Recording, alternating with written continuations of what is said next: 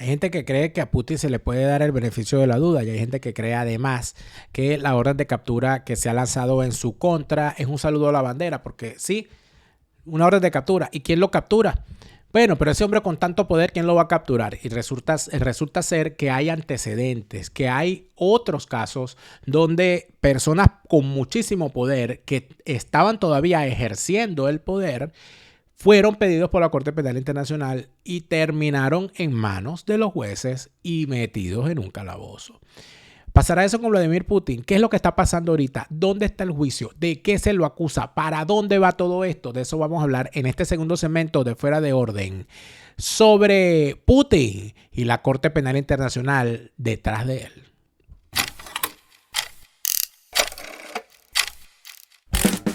Ese hombre sí critica, va de frente y no se calla. Daniel Lara Farías, Enemigo de todos. Seguimos en Fuera de Orden, crónica de la desgracia nacional e internacional, plomería informativa. Podría decirse muchísimas cosas sobre Vladimir Putin. Lo primero que hay que decir es que Vladimir Putin está en primer lugar en el poder desde hace, entre ida y venida, desde hace más de 20 años, ¿no? Recuérdense que Vladimir Putin recibe el poder de manos de Boris Yeltsin. Y en determinado momento dejó durante 5 años allí a Medvedev como presidente y él se quedó en la trastienda y después regresó directamente otra vez. Es decir, estamos hablando de un tipo que es el hombre fuerte de Rusia. Estamos hablando de un dictador. No estamos hablando de un hombre que ha sido electo en elecciones libres, populares, abiertas y todo aquello. Eso es la primera mentira. En tal sentido, cuando usted vea a alguna persona diciéndose demócrata y a la vez defendiendo a Putin, está viendo a un falsario. En segundo lugar, estamos hablando de un criminal de larga historia. Este tipo que empezó siendo un agente del KGB ruso, del KGB soviético, por cierto, con base aquí en este lado de Alemania donde yo me encuentro, en Dresden. Yo estoy lejos de Dresden, pero allí en Dresden, que es la capital de Sachsen, de Sajonia, era donde estaba el cuartel de operaciones de Vladimir Putin. Vladimir Putin estaba encargado en aquellos tiempos por la KGB aquí en Alemania, en la Alemania Oriental, la Alemania comunista, estaba encargado de voltear agentes. Es decir, él se encargaba de, a través del chantaje, de la extorsión y del espionaje y de videos sucios y de infiltrarle la vida, etcétera, etcétera, chantajear, voltear a agentes de inteligencia del bando occidental. Esa era su especialidad. Y parece ser que Putin ha seguido haciendo lo mismo, ¿no? Y gracias a eso llegó al poder y se mantiene allí. Imagínense ustedes que el actual canciller de Alemania, Olaf Scholz, forma parte del Partido Socialdemócrata, los adecos alemanes, el SPD. Antes de Olaf Scholz, el gobernante era la señora Angela Merkel. Y antes de Angela Merkel era un socialdemócrata llamado Gerhard Schröder. El señor Gerhard Schröder, cuando pierde las elecciones con Angela Merkel, él entrega el gobierno y se va a trabajar con Putin en las gasíferas rusas, Gazprom y toda esta cosa. Y el señor sigue allí. Cuando estalla todo bueno, y Angela Merkel le permitió a Vladimir Putin establecer una relación con la venta de gas que hizo dependiente a Alemania y a buena parte de Europa de las locuras de Putin. Sale Angela Merkel del poder y se dispara este conflicto. Y está un socialdemócrata gobernando y resulta ser que el referente de su partido, que es Gerhard Schröder, es empleado de Putin. Entonces, ¿para dónde va esto? Uno se pregunta, ¿estos tipos en qué bando están? ¿En manos de quién estamos? Yo me imagino que estarán chantajeados, que le tendrán videos, que le tendrán una cantidad de cosas que los habrán comprado, que le tendrán algún familiar secuestrado. Yo no me quiero imaginar todas las barbaridades que hará Putin. Pero en todo caso, la gran discusión es, ¿tiene sentido todo esto? ¿Va para alguna parte esta acción? Esto que le han hecho a Vladimir Putin, esta solicitud que han hecho de Vladimir Putin, ¿va para alguna parte? Bueno, primero vamos a revisar algunas cosas porque creo que es importante siempre hacer una revisión que nos permita entender que no todo es simbólico, que no necesariamente es algo simbólico. Vamos a verlo en pantalla completa, fíjense bien. Lo primero que hay que decir es que los jueces de la Corte Penal Internacional, con sede en La Haya, emitieron el pasado viernes 17 de marzo esta orden de arresto contra Vladimir Putin. ¿De qué lo acusan? De crímenes de guerra en el marco de la invasión que lanzó contra Ucrania hace más de un año. La medida de detención también fue realizada contra la comisionada rusa de derechos del niño, María Alexeyevna Lobavelova, bello nombre, por la deportación ilegal de menores ucranianos. Esto es una cosa horrible porque se trata de niños. ¿Y de qué se está hablando? Esta orden de captura la dispuso la Corte Penal Internacional basados en específico en que el mandatario está acusado como principal responsable del secuestro de niños ucranianos que durante la invasión en curso de Moscú contra Ucrania han sido trasladados de forma forzosa al territorio ruso y dados en adopción. Todo esto indica que hay motivos razonables para creer que los sospechosos son responsables del crimen de guerra de deportación ilegal de la población, algo que ha sido perseguido y castigado como crimen de lesa humanidad. Era lo que le hacían a los judíos, que los deportaban de forma masiva y los trasladaban de forma ilegal y después los mataban. O sea, empiezan por una deportación y terminan con un campo de exterminio.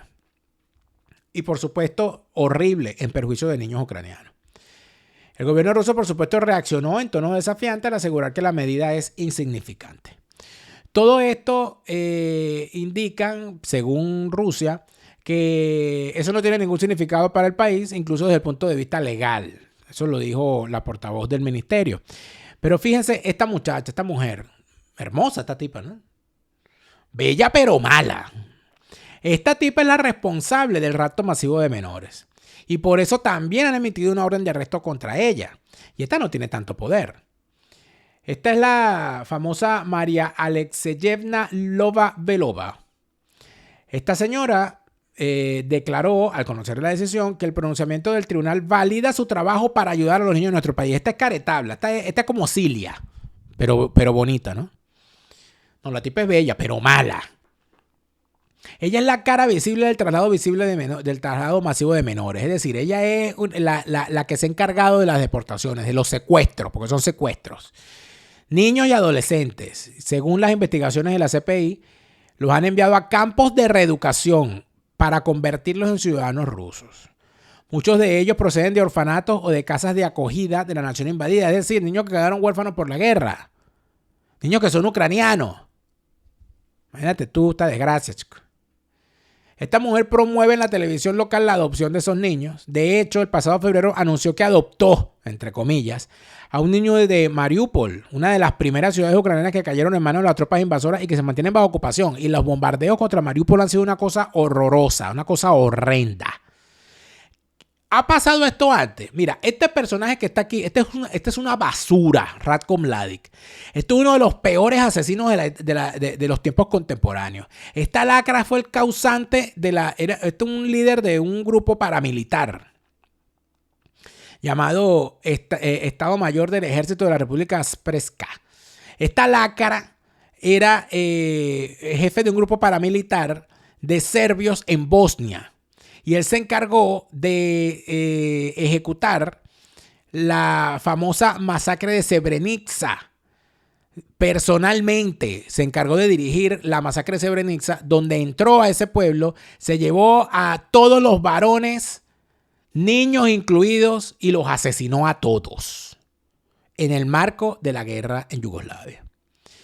El 22 de noviembre del 2017, el Tribunal Penal Internacional lo condenó a cadena perpetua. Lo encontró culpable de los 11 cargos que le fueron imputados: genocidio, crímenes de guerra y crímenes de lesa humanidad. Y a él lo pidieron cuando todavía era un hombre poderoso. Bosko Taganda. Este es uno de los comandantes del movimiento 23 de marzo. Es un grupo guerrillero que opera en la República Democrática del Congo. Por cierto que la República Democrática del Congo empezó su tránsito por la guerra gracias al Che Guevara, porque ese fue el primero que se fue para allá a atizar guerras allá. Este es un grupo guerrillero que es el brazo armado del Congreso Nacional para la Defensa del Pueblo. Fue miembro de las Fuerzas Ruandesas de Defensa y fue el segundo al mando de las Fuerzas Patrióticas para la Liberación del Congo. ¿Y por qué está pedido este tipo? Esta lacra está pedido también por un delito contra niños, porque parece ser que ahora se ha puesto de moda. Oye, yo quiero saber, han puesto de moda esto, El tema de la pederastia, el tema de normalizar esas cosas.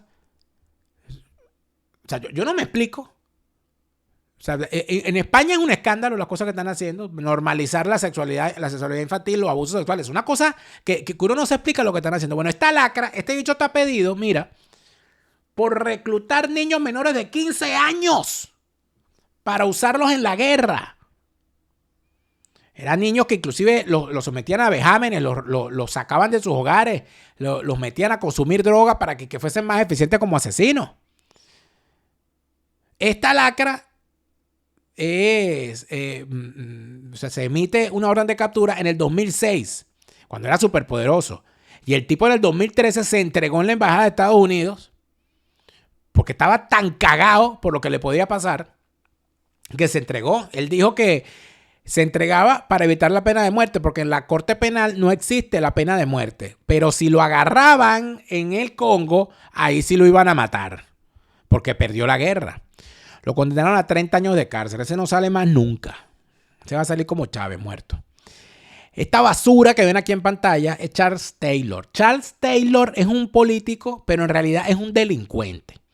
Este tipo fue presidente de Liberia desde el 97 hasta el 2003, pero antes de eso fue jefe de milicias que se encargaron de llevar la guerra a Liberia, a Sierra Leona y a los países alrededor. Si quieren saber todas las barbaridades que este bicho hizo, vean la película Diamantes de Sangre. Bueno, la película Diamantes de Sangre. Hay una película con Nicolas Cage, donde hace el papel de el tipo vendedor de armas ruso que estaba preso en los Estados Unidos y que lo acaban de intercambiar y se lo entregaron a Rusia. Bueno, este tipo era uno de los compradores de armas fundamentales para hacer la guerra allá en el África. Lo condenaron a 50 años por crímenes de guerra. Pero este tipo pasó a la historia como el primer jefe de Estado condenado por un tribunal internacional desde los juicios de Nuremberg. A él lo pidieron siendo jefe de Estado. O sea que no estamos hablando de una cuestión que pueda ser desdeñada así como así. Estamos hablando de que sí ha ocurrido. De que sí, siendo poderosos, emiten una orden de captura y se abre un juicio contra ellos. Y la gente dice, bueno, pero ese tipo con tanto poder, ¿quién lo va a agarrar? Y lo han agarrado. Para que quede claro. Si usted necesita tener otra nacionalidad y cree que la posee, bien sea porque sus abuelos eran españoles, italianos o portugueses, o bien sea porque tiene antepasados sefarditas.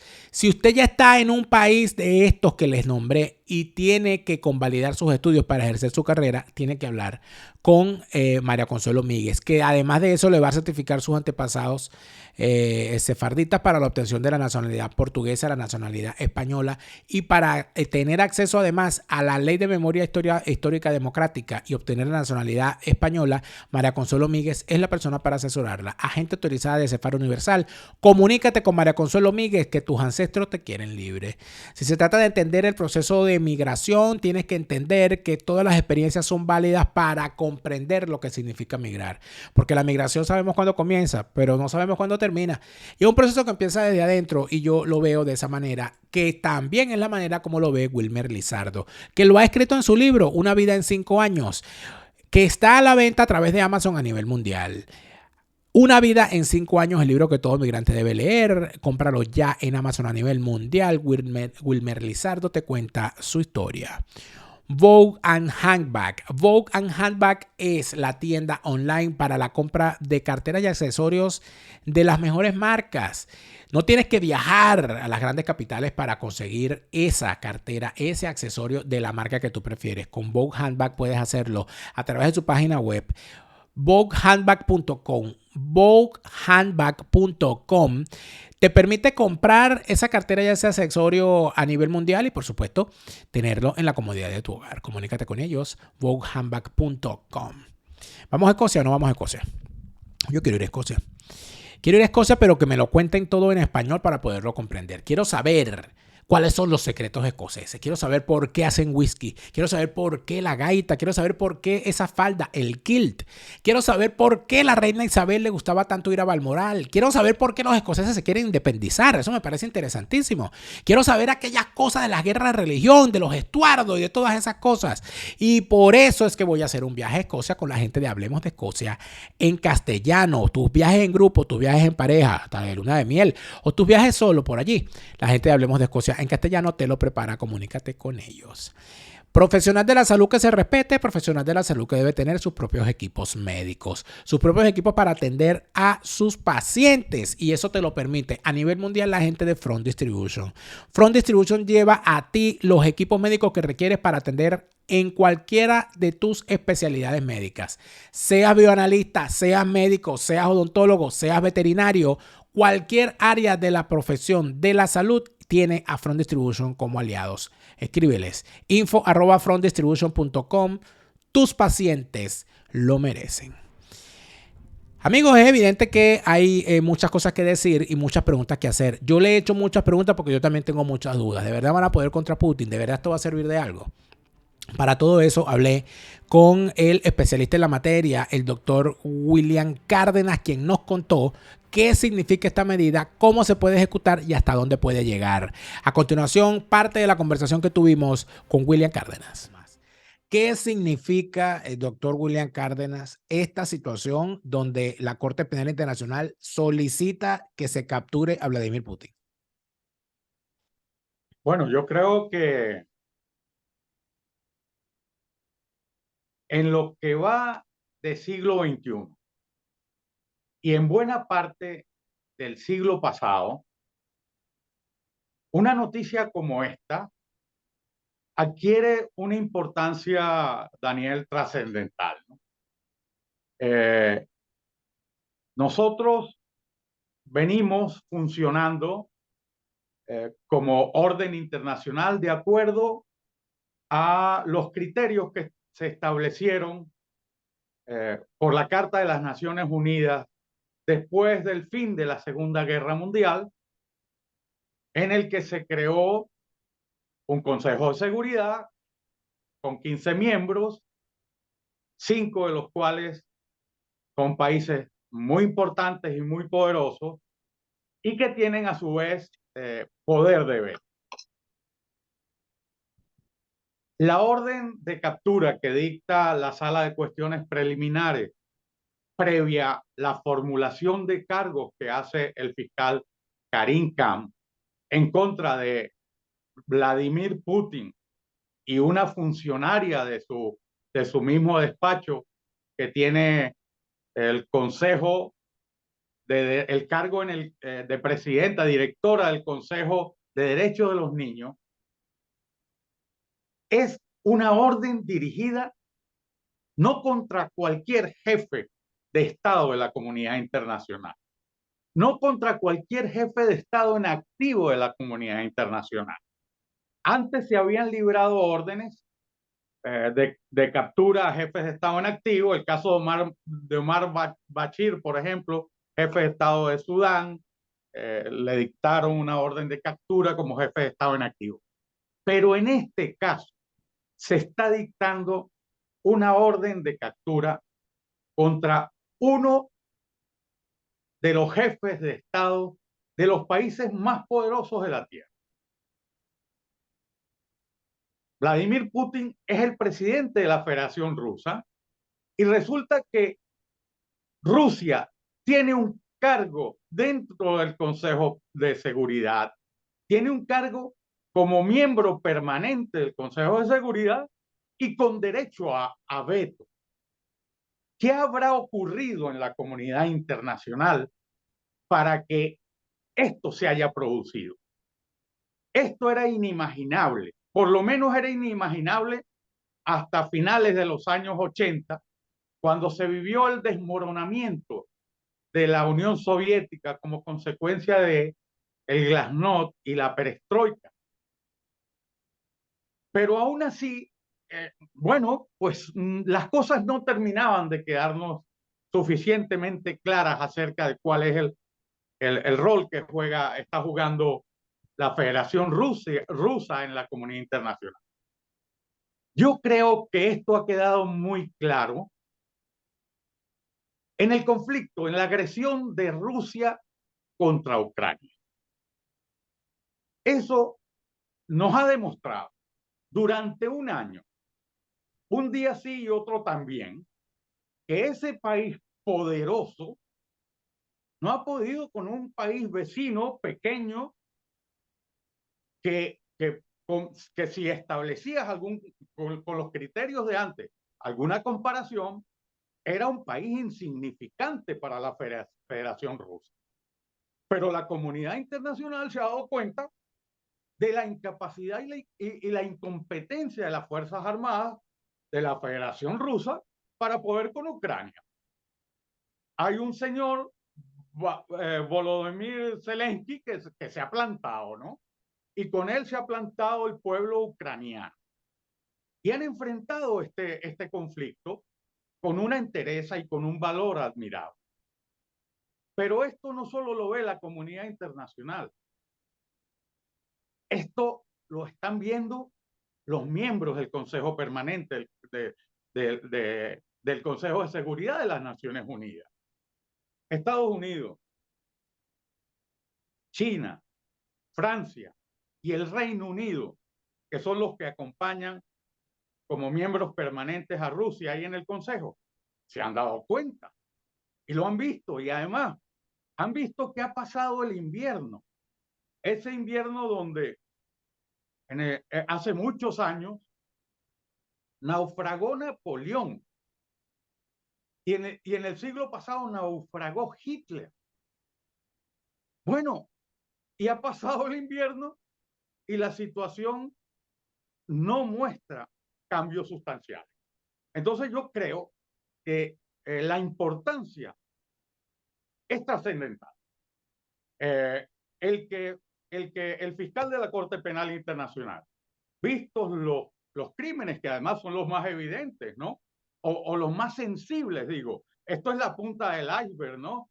Esta es la punta del iceberg, pero es justamente crímenes contra niños y crímenes contra familias desplazadas forzosas, niños que han sido deportados y llevados a la Federación Rusa, niños ucranianos y familias ucranianas, mujeres. Ya el fiscal Karim Khan en su discurso de toma de posesión el 16 de junio del año 21 había anunciado que iba a ser muy sensible con este tipo de crímenes contra niños y contra mujeres. Bueno, pues mira, ha utilizado como punta de lanza, como vector, un crimen. ¿Quién se va a oponer a esto? Nadie. Nadie, en un mundo en donde cada vez estamos más sensibilizados ante las agresiones o los ataques en los que los niños o las mujeres sean víctimas. Bueno, pues se ha escogido un crimen particularmente desagradable a los ojos de la comunidad internacional, y por ahí empieza el trabajo. Este señor, a partir de ahora, tiene una orden de captura que le impedirá desplazarse por 123 estados partes que integran el Estatuto de Roma. Y en los foros internacionales, a donde esté invitado, tendrá que tener mucha cautela y mucho cuidado, porque estas órdenes de captura sobre crímenes que no prescriben van a estar latentes, van a estar allí, y en cualquier caso tiene un significado político, más allá de lo jurídico, tiene un significado político extraordinario. Mira, enseguida salió el presidente Biden, pero es que salió casi de inmediato al anuncio que hizo la Corte Penal Internacional a justificar la medida, ¿no? Y eso que Rusia, bueno, Rusia el mes que viene, en abril, durante todo el mes de abril, va a ejercer la presidencia del Consejo de Seguridad por la rotación entre los 15 miembros que lo integran. Bueno, pues en abril le corresponde a la Federación Rusa la presidencia de ese máximo órgano de de las Naciones Unidas, ¿no? Y aún así se dictó la orden de captura. Pero la Y gran se dictó, pregunta, pero la gran pregunta, doctor Cárdenas, es, si bien sí, ya sabemos que se dictó una orden de captura y si bien ya usted nos ha explicado la trascendencia de esto, el gran punto ajá. es, ¿quién va a detener a Putin? Bueno, están llamados a cooperar con la Corte todas las policías y cuerpos de seguridad de 123 estados. O sea, Vladimir Putin a partir de este momento es un prófugo de la justicia, porque va a eludir poder estar en muchos sitios a donde a lo mejor podría acudir, pero no lo hará a sabiendas de que en cualquier momento lo puedan aprender. ¿Quién? Es muy difícil precisar esto, ¿verdad? Pero ya o en la nuca de Vladimir Putin está la respiración de los magistrados de la Corte Penal Internacional, porque hay que pensar en algo, ¿no? El fiscal formula los cargos, pero quienes dictan la decisión son los magistrados de la Corte Penal Internacional, los magistrados que integran esa sala de cuestiones preliminares. O sea, hay una decisión de la Corte. Esto involucra a la Corte Penal Internacional.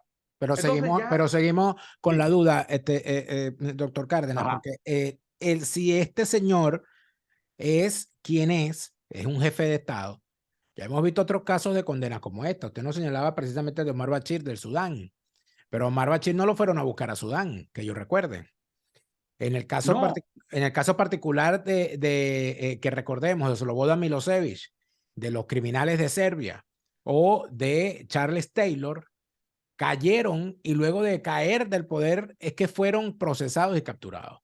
La pregunta ¿es válido, viable pensar que haya una acción militar particular para ir a Rusia a buscar a Putin? Daniel, la Corte Penal Internacional no tiene fuerzas de coacción para, Pero los estados que están condenando la guerra de Putin sí lo tienen. claro, claro que sí. Es más, ya se han reunido, creo que ayer se acaban de reunir 40 estados. O sea, la dimensión de este movimiento abraza, porque la solicitud de apertura de la investigación fue hecha por 41 estados, estados parte de la Corte Penal Internacional.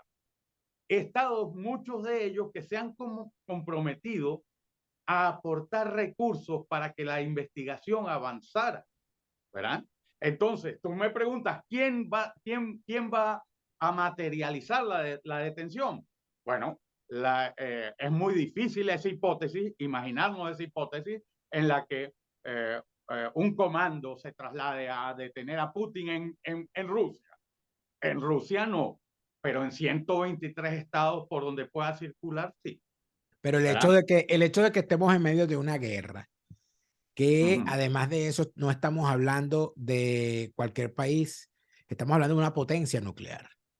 Una captura de Vladimir Putin significaría la guerra total. Daniel, mira, fíjate que todo esto que está pasando nos arroja escenarios bastante que ofrecen muchas posibilidades de análisis, ¿no? Para todo el que sea estudioso de la geopolítica y de los conflictos, ¿no? Hemos visto cómo en un conflicto de esta naturaleza, donde un país muy grande y supuestamente muy fuerte agrede, porque ese es un delito de agresión, un crimen de agresión, agrede a un país más pequeño, bueno, pues la amenaza de utilizar armas nucleares no ha tenido ningún efecto. O sea, puede ser que la todopoderosa Rusia se esté convirtiendo en un tigre de papel, en un tigre sin dientes. De allí que es que nadie se puede explicar cómo Ucrania le haya durado un año en un conflicto de esta naturaleza. ¿No será porque Entonces, en realidad el interés de Putin no era una guerra rápida, sino un caos general para, en medio de ese caos, jugar a lo que sabe jugar, que es a la guerra híbrida? bueno, puede estar, él puede manejar hipótesis, pero el desprestigio que tiene como país entre las potencias internacionales, el desprestigio es abrumador. Claro, O sea, ahora, pero el desprestigio termina siendo una valoración. El gran asunto en este momento es que la Corte Penal Internacional lo ha acusado de crímenes de lesa humanidad, ha lanzado una orden de captura en su contra, lo convierte en como usted lo ha dicho, en un prófugo de la justicia internacional, pero no hay quien lo capture. bueno, te comento algo, Daniel. Mira, los franceses han presentado en el seno de Naciones Unidas, han presentado, fíjate qué coincidencia, ¿no? Pero lo han presentado hace tiempo.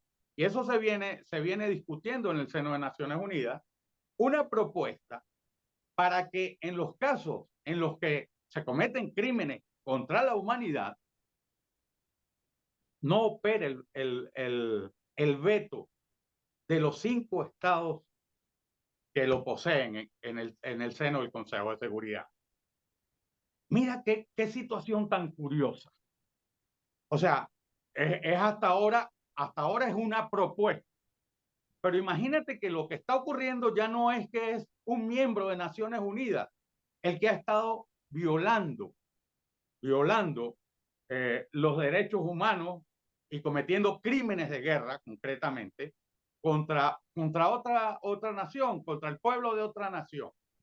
Aquí estamos ante un escenario en el que es uno de los miembros del Consejo de Seguridad con poder de veto el que está siendo señalado como responsable de la comisión de esos crímenes de guerra.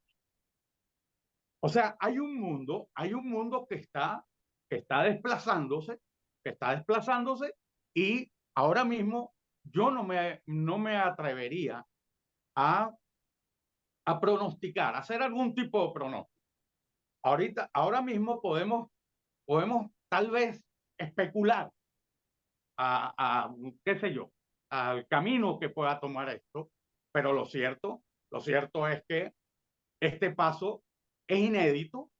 Este paso en el siglo pasado, por lo menos hasta casi los años 90, hubiera sido imposible, pero ha ocurrido ahora. Ha ocurrido ahora y estamos frente a él, ¿no? Y estamos frente a él y estamos analizando cuál va a ser la deriva que pueda tomar esto, ¿no? Okay. El fiscal y la corte misma se están jugando muchísimo en esto. Y al fiscal, mira, nosotros al señor Karim Khan le venimos haciendo un seguimiento por el interés que tenemos en por las cosas que han pasado en Venezuela y por la investigación que existe en la Corte Penal Internacional. Y ha demostrado ser un funcionario que desde que llegó a la Fiscalía, a la Corte Penal Internacional, le ha dado un vuelco total a todo lo que se estaba manejando dentro de la Corte. Entonces, si esta Corte, creada para tener, primero, vocación universal, y segundo, investigar, establecer las responsabilidades y juzgar a quienes cometan los peores crímenes de lesa humanidad, bueno, ahí está Putin. O sea, se convierte esto en el gran reto para la Corte Penal Internacional, y se convierte en un gran reto para los 123 países que le integran. Entonces, esto yo creo que sí, o sea, es muy difícil pensar en escenarios y hacer algún tipo de pronóstico acerca de lo que pueda pasar en un futuro, pero Putin también, si la Corte se está jugando muchas cosas, Putin también se está jugando muchas cosas. Bien, es evidente que no es cualquier cosa, que lo que puede venir es grande, lo que puede venir es largo, y sin duda alguna podríamos terminar viendo que en el futuro o Vladimir Putin no le quede más remedio que morirse dentro de la frontera de su país, o que quién sabe, que alguno se aventure y termine entregándolo. ¿Qué puede terminar ocurriendo con Vladimir Putin? No sabemos. Yo lo que sí les voy a decir y se lo vuelvo a repetir. Vladimir Putin es un maldito. No importa cuando escuches esto. Yo no puedo hacer programas ni tener una línea distinta a esta. Porque yo me siento víctima de Putin. Porque yo me tuve que ir de mi país porque hay un régimen maldito que es apoyado por Putin. Porque me tocó vivir durante 6 meses en un refugio con víctimas de Putin y conocí todas sus historias. Dígame la historia de los chechenos, una cosa horrible. Conocí ucranianos, tengo amigos ucranianos que han estudiado conmigo en este proceso que he vivido yo aquí. Y las historias que cuentan son unas cosas terribles. Por lo tanto, yo no puedo aceptar hablar con personas que no conocen el asunto más allá de lo que ven en Russia Today y en lo que creen saber por las cosas que ven en las redes y aceptarles que vengan a defenderme a Putin como cualquier cosa. Por esa razón es que yo he decidido que cuando una persona está a favor de lo que hace Putin porque le da sus santos cojones, bueno, que le vaya bien, pero en mi programa no va a estar. En mi canal no va a estar porque yo no voy a promover ninguna duda en contra de la lucha que hay que hacerle a Putin. A Putin hay que sacarlo del poder y preferiblemente hay que sacarlo para la corte porque es necesario que responda. Yo preferiría otra cosa. Yo estoy seguro que si a Putin le pasa lo que creo que va a pasar, aunque me puedo equivocar porque a veces los malos ganan, pero a mí me gustaría que Putin tuviera el mismo destino que Hitler, que le invadan su país y que lo vayan a buscar. Y que bueno, y el señor va a terminar haciendo lo que hizo Hitler, que no dejó que lo agarraran. Decidió él agarrarse a sí mismo. Pero a mí me parece que sería muy importante un juicio. Me parece sumamente importante que a Putin lo sienten en el banquillo y que tenga que responder por todo lo que ha hecho. En un juicio justo donde se presenten todas las pruebas y donde se demuestre todo lo que ese bárbaro ha hecho. Porque no es cualquier cosa. Y ojo, yo no me como la propaganda completa. Yo la gran mayoría de las noticias, todas esas cosas heroicas, ay, que si la soldada ucraniana que mató, yo esas estupideces no la veo porque yo no caigo en propaganda. Yo creo que tengo suficientes elementos para comprender lo que está ocurriendo. Y el elemento fundamental, a pesar de que yo pensaba, y lo dije públicamente, inclusive en la entrevista que me hicieron en la Deutsche Welle, como un mes antes de que Putin hiciera lo que hizo, de que empezara la guerra, yo manifesté que yo no creía que Putin se atreviera a eso. Me equivoqué. ¿Y por qué me equivoqué? Bueno, porque resulta ser que Putin es peor de lo que uno cree. Y entonces, en tal sentido, uno se pone a ver las cosas y dice, mira, no lo sé. Yo inclusive pienso que el objetivo de Putin nunca fue tener una guerra larga, que el objetivo de Putin es mantener una inestabilidad permanente en la zona para ganar en el medio del caos. Porque Occidente le tiene miedo a las guerras largas, le tiene miedo al caos. Y como son todos tan delicaditos, Putin dijo, no, esto lo voy a cagar yo. Y bueno, y aquí lo que viene es candela durante los próximos años. Sin embargo, hay 3 verdades lógicas. Putin no es eterno. Putin es un maldito y Chávez se murió y no vuelve. Yo sí vuelvo mañana como afuera de orden. Hasta entonces.